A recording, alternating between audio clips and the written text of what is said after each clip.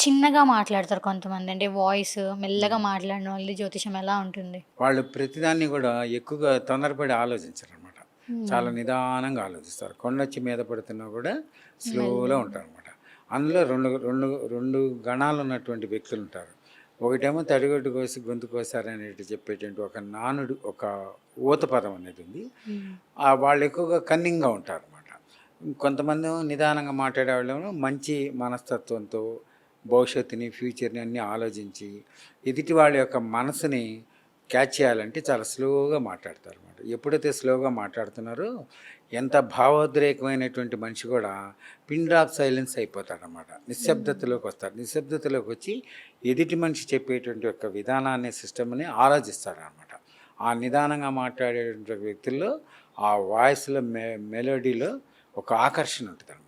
ఆకర్షణ అనేది ఏంటంటే ఎదుటి మనిషిని యొక్క మనసుని లాగుతాం, వాగ్బంధం చేస్తది. వాడు విపరీతంగా మాట్లాడే వ్యక్తి కూడా వీళ్ళ మాటలు విని ఆగి వీళ్ళు చెప్పిన 10 వాక్యాలు విన్న తర్వాత అతను ఒక మాట అడుగుతాడనమాట.